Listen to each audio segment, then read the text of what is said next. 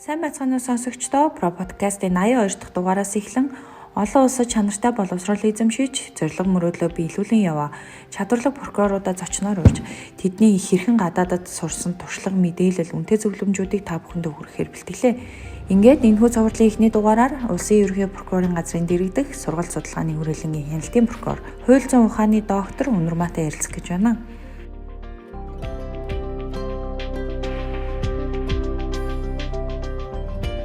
Танд энэ өдрийн мэнд хүргэе. За та аль улсад ямар сургуульд сурч байваа, сурч байсан улс орны онцлог нь юу байсан бэ? За би холбооны бүгд найрамдах Герман улсын Триерийн их сургуульд магистр болон докторийн зэрэг хамгаалаад ирсэн. Тэгэхээр яг энэ Герман улсад боловсрол эзэмшихийн мөрөөдөл бол бүр 2002 оноос ихтэй. Тухайд прокурорын байгууллага прокуроруудаа тодорхой хугацаагаар Герман хэлний бэлтгэл хамруулаад тэгээд 45 хоног Герман улсын прокурорын байгууллага, шүүхэн байгууллага үйл ажиллагаа танилцуулсан. Манай энэ Триерийн их сургууль харьцангуй Герман улсад их залуу их сургууль. Тэгээд яг тэр хэлний курст сураад ингээд цаашдаа би магистр сурах гэж байгаа гэхэд яг тэр үед миний хэлний курсыг удирдах гэсэн маркет багш та ингээд хэрэг Германд ингээд сураад магистр ингээд хамгаалах юм бол ингээд Германд манай их сургуульд магистр хамгаалсан анхны монгол оюутан болох нэг хэлсэн чинь би бүр тэр нь айгүй түлхэж сурсан байх. Чи баг нэр төрөөр тэгээд ингээд бүр ингээд Германд Монгол прокурор ажиллаж байсан манай сургуульд магистр хамгаалах гэж ингээд нөгөө хэлний курс сууж байгаа хүмүүс гэж надад олон улсын оюутнууд цугулчихсан ингээд танилцуулгатай ингээд амар тэр бахархалтайгаар ингээд те Монголын улсын ингээд прокурор те манай сургуульд ингээд магистр хамгаалах гад ирсэн ингээд энэ чинь өөрөх том хариуцлага болчихдөг юм байна лээ. Тэгэл ер нь сэтгэл шулууцсандаа за өдөрт би бол ерөөсө баг 16-7 цагийг цэвэр хэл сурахад зарцуулсан. Герман хэлийг ер нь сурахад айгүй хүнд хэцүү хэл гэж ярьдаг шүү дээ. Таны хэл сурах арга барил нь юу байсан бэ? За энэ зүгээр нэг Герман хэлний анхш тийм мэдлэгтэй яг нарийнда тухайн үед нөгөө хүссэн мэдээлэл олж авч чадахгүй хэцүү байсан л да. Тэгээ явж ирснийхаа дараа би яг энэ Герман хэлний хэлийг бүр тэр мэдлэг бол төвшөнд нэгээ сураад чөлөөтэй ярьдаг болох юмсан гэдэг. Тэр үед чи одоо нэг одооных шиг гэж сошиал орчин гэж байгаагүй. Хэл сурыг гэд ингэхээр яг одооных шиг юм бүх боломж нээлттэй бо сошиал орчин одоо интернетээс чөлөөтэй юм татах юм ямар ч боломж байгаагүй. Тэгээд 45 хоног Германд явж ирсэнээс хойш би бетааж Герман хэл сурсан. Тэгэл ингээл Герман хэлний нэг жижигхэн тасархай байсан ч аваад орчуулаад тийм ээ. Тэгээд нөгөө орчуулаад яг тухайн үед Герман улсад танилцсан байсан хүмүүсийн нэрийн хуудсыг авсан байсан болохоор ингээл чадах хэмжээгээр нөгөө хүмүүс рүүгээ ингээд мэйл өчтдөг. За ингээд нэг хүнд мэйл өчихэд баг 2-3 цаг тухайн үед болдог байсан. За явцын дунд гэхдээ ингээд нөгөө хүмүүс маань их урам өгөөд тэгээд ингээд нөгөө аяндаа хэл сайжраад ирэхээр хүн улам их сурах сонирхолтой болдог юм байна лээ. Зүгээр ингээд мэйлээр харьцаад тийм ээ ингээд Германы яг одоо энэ лонг юу хийсэн ч гэдэг юм уу те ингээд нөгөө өөрийнхөө боломж хэмжээгээр танилцуулж ясан бол ер нь яг ингээд Германд очиод суралцуул ямар байдаг байсан бол гэдэг. Би чинь их сургууль төгсөөд бас 7-8 жил болчихсон тий магистр хамгаалаагүй байсан. Тэгээ ер нь Германд магистр хамгаалъя гэж зориулж шийдсэн. За тухайн үед бол ерөөсөө зүгээр л би нөгөө Герман улсад очиж сурах нь гоё нөгөө 45 хоног байхад тэр орны улсын гайхамшигыг үзсэн. Их л гоё талаас нь хардаг байсан. Герман улсад магистрийн хөтөлбөрт ямар шалгуураар тэнцэж байваа? 2008 онд төрийн байгууллагуудад одоо нөгөө гадаад сурах нэг хуваар ирдэг байсан. Тэгээд тэр үед би тухайд ганцаараа Герман хэлээр шалгалт өгч байсан.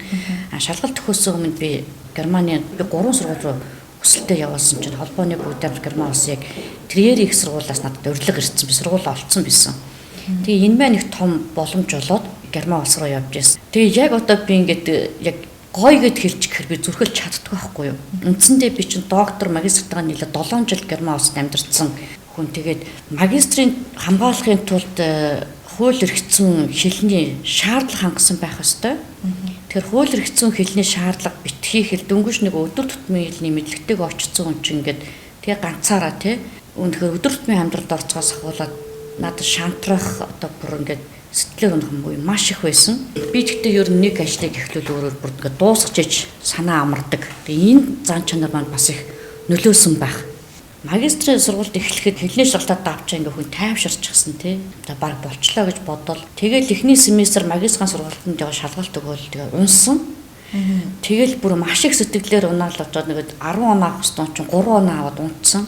Тэгээ ингэ нэг профессортойгоо ярилцаа суусан чи манай профессор ингэ танд 3 оноо авсан ингээ баяр хүргэе гэхээр би бүр гайхаад. Би унчихсан тэ ядад тэнцсэн бол тэ яг над баяр хүргээд байгаа юм бол тэгээд асуусан чинь ерөнхийдөө ингээ таны туршлага Монголд ингээ прокурор ажиллаж исэн туршлагачин нэгдүгээртийн шалгалтыг өгөхөд маш давуу тал болсон. Гэхдээ та Германы иргэцэн энэ тохиолдолд бодох тэ алхмын талаар та бол мэдлэггүй юм байна. Тэгвэл ингээд ямар ч бас энэ туршлага ашиглаад ингээд 3 он аавна гэдэг анхныхаа шалгалтын дээр бол таны хувь том амжилт гээл тэгэж хэлж ижүүлээ. Тэгээд ер нь дүгнээд хэлэхэд Герман сургууль сурна гэдэг бол тэр чигээрээ бие даалт. Хүн хэдий чиний их бие дааж юм сурч чадна үр дүнд хүрдэг. За тэр профессортой хөссөн үед бол уулзч чадахгүй. Бүр ингээд сарын өмнөөс цаг авдаг тийм ээ. Тэгээд ерөөсөө Монголд бакалавр сурч исэн үеэс тис өөр ертөнцид энэ сурч явах хугацаанд яг эхний нэг жил гарна ерөөсөө тэр нэг Герман сурах гоё мойтой энд байгаа гоё юм гэдэг ямар ч юм ойлголт мэдрэмж төрөөгүй. Тэгтэл ингээд тэр хүмүүсийн өгөөд байгаа ингээд Монголын прокурор гэдэг утгаар нь те харж яриад ингээд хариуцлага байсан учраас энэ бол дасар том нэр хүндийн баталгаа юм ингээд хэрэг чадахгүй буцлаа гэхэд бол одоо Монголын прокурор хийж чадахгүй тийм ээ ингээд явцсан шүү гэж хэлэх бас муухай шүү дээ те.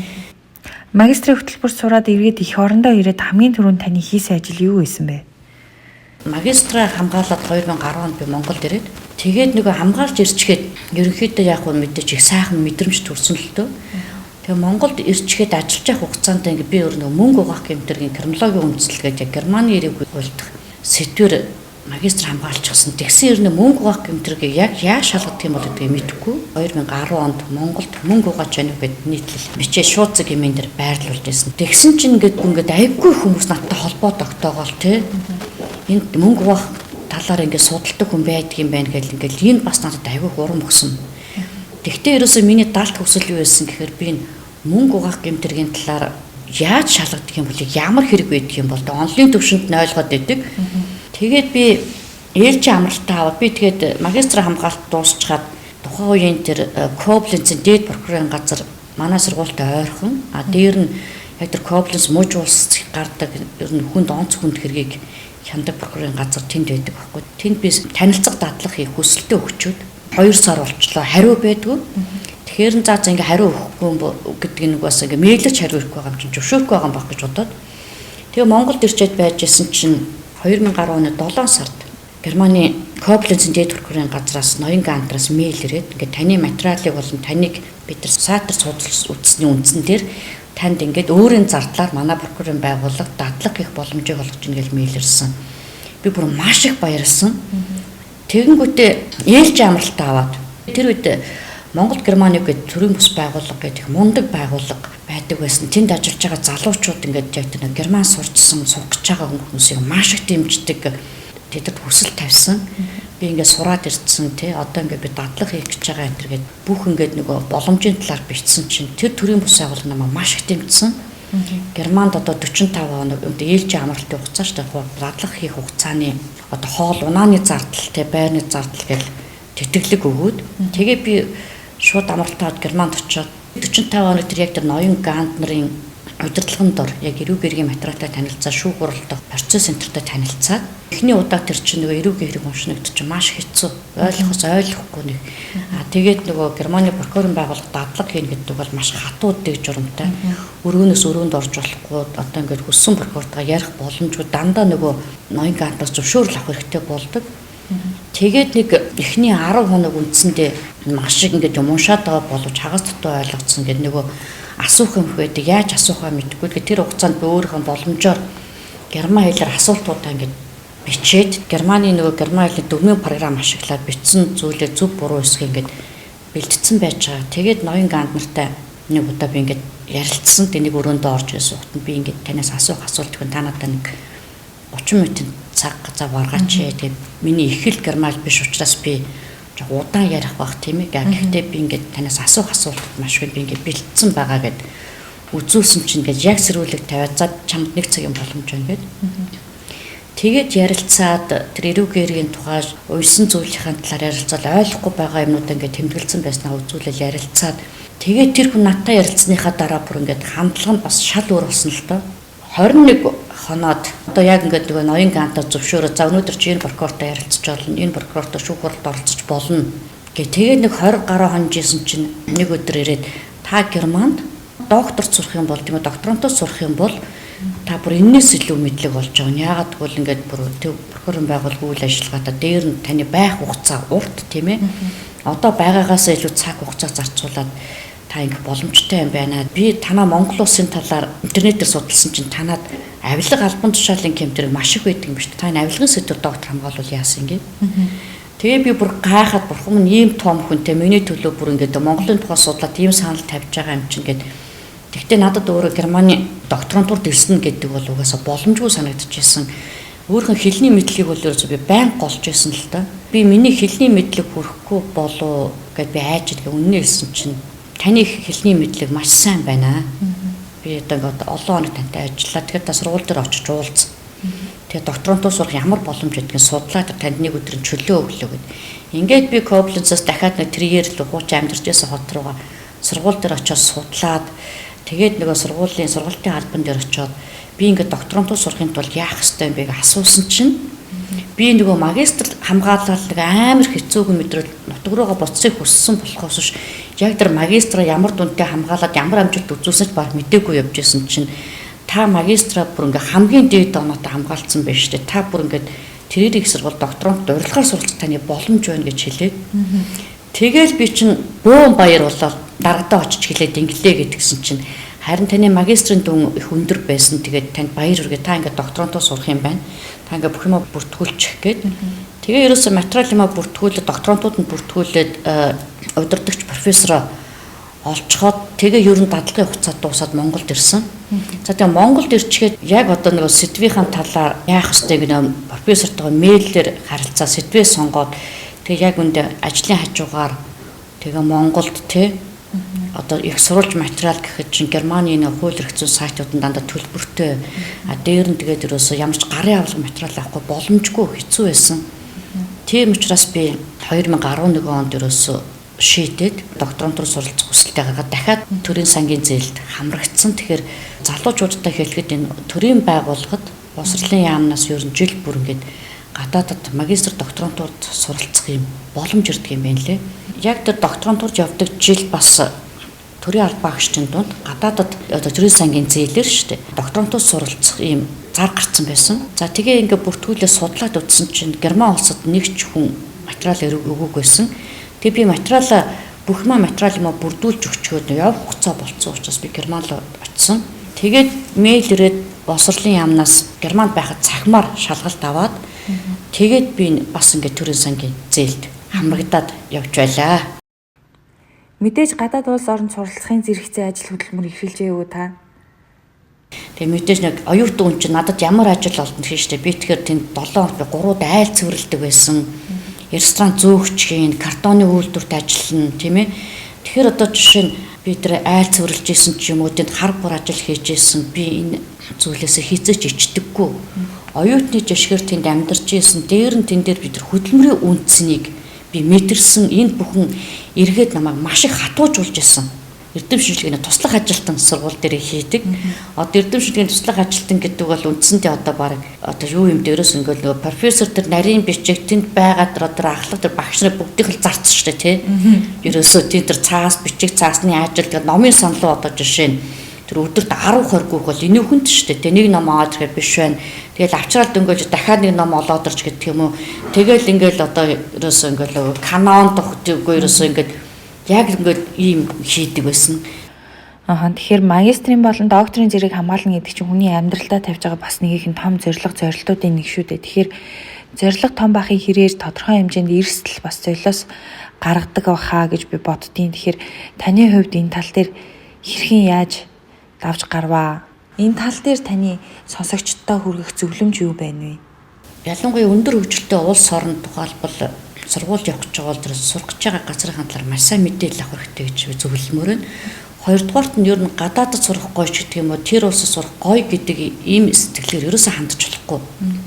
Ерөөсөө тэр нөгөө сэтгэлийн хөөрлөөр бас их асуудалд хандаад байгаа нь очоод хүн орчин нөхцөл хэлний бэрхшээл, харилцааны бэрхшээл гэд нийгмийн хөгжлийн ялгаа маш олон зүйлээс болоод хүн маш их стресстэй, сэтгэлээр ундаг, шантардаг.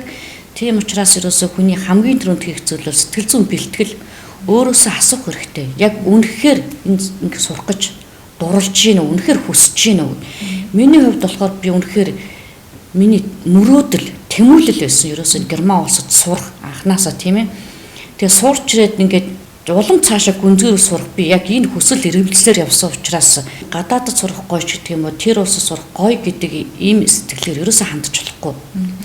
Ерөөсөө тэр нөгөө сэтгэлийн хөөрлөөр бас их асуудалд хандаад байгаа нь очоод хүн орчин нөхцөл, хэлний бэрхшээл, харилцааны бэрхшээл гэдэг нөгөө нийгмийн хөгжлийн ялгаа маш олон зүйлээс болоод хүн маш их стресстэй, сэтгэлээр ундаг, шантардаг. Тийм учраас ерөөсөө хүний хамгийн түрүүнд хийх зүйл бол сэтгэл зүйн бэлтгэл, өөрөөсөө асуух хэрэгтэй. Яг үнэхээр ингэ сурах гэж дурлж гин үү, үнэхээр хүсэж гин үү?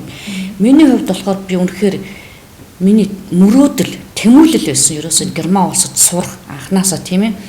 Тэгээ сурч ирээд ингээд улам цаашаа гүнзгийрэл сурах би яг энэ хүсэл эрмэлзлээр явсан учраас мэдээж энэ Герман улсад байх 7 жилийн амьдрал бол хэцүү байсан. Тэгэхээр би хүмүүст юу гэж хариулдгуу гэхээр мэдээж одоо ингээд сураад ирсэн хойно сайхан тэнд олон найз нөхдөдтэй ч гэдэг юм уу, тэр улсын боловсрал, хөгжил, соёлоос бас маш их юм сурсан гэдэг давуу тал байгаа боловч яг тэнд суралцаад байна гэдэг суралцсан хажуугаар оюутан хүн чинь ажил хийн.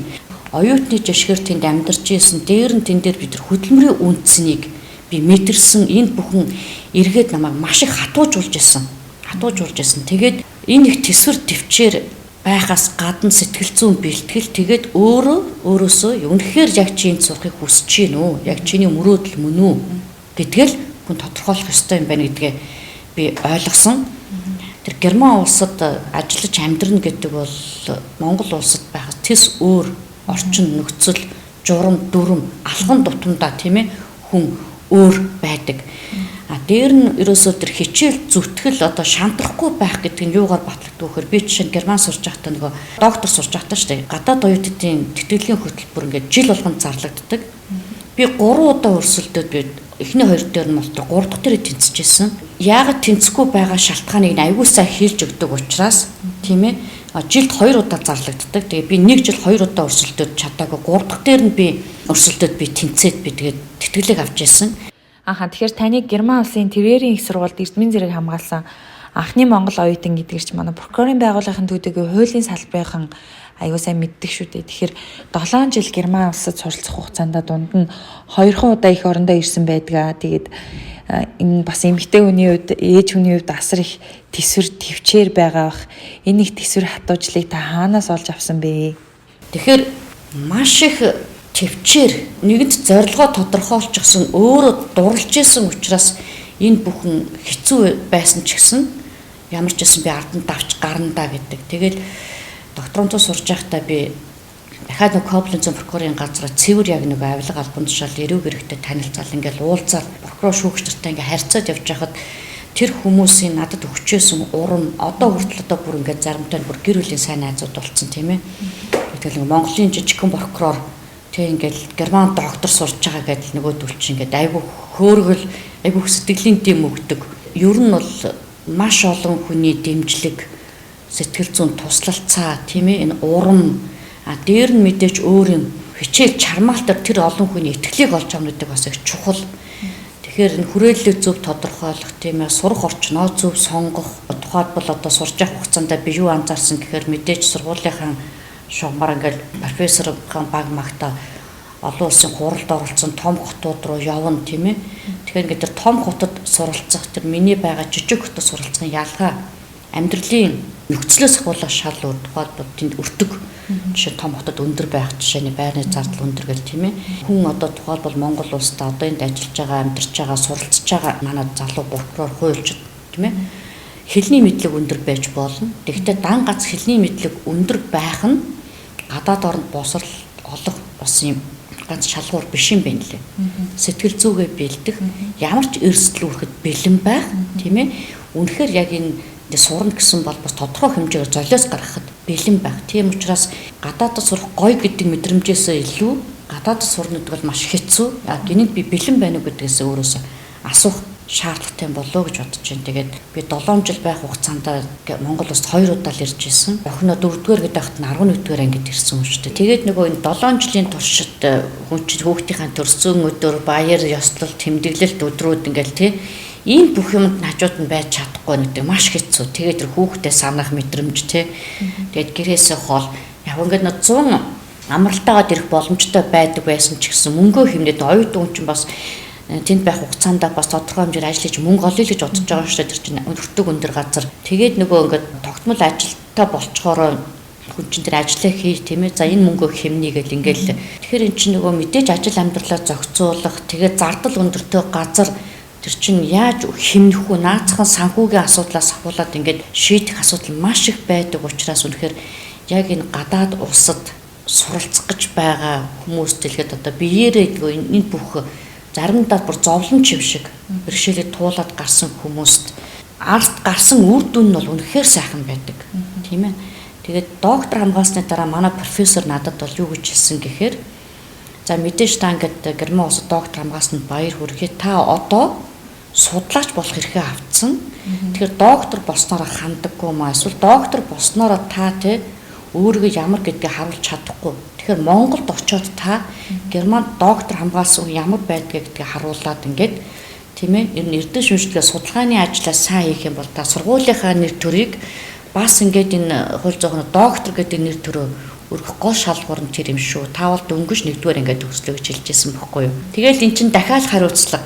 За би одоо доктор хамгаалсан юм чинь гэж хүн тайвширч болдоггүй. Ирчгээд бас яг одоо үндсэндээ 17 он төгсч ирээд одоо ингээд 8 жил яг энэ сургалт судалгаа эзэмшилгээний чиглэлээр ингээд ажиллахад хамгийн сайхан нь тэр Герман улсад олж авсан боловсрал мэдлэг тэр мундаг хүмүүстэй хамт ажиллаж исэн энэ туршлага энэ бүх юм яг энэ сургалт судалгааны чиглэлээр ажиллахад одоо надад бол ерөөсөө хамгийн том тус дэм байдаг болохоор яг төгсөөд ард нь гарсны дараа бол их гоё байдаг гэж хэлмээр байна.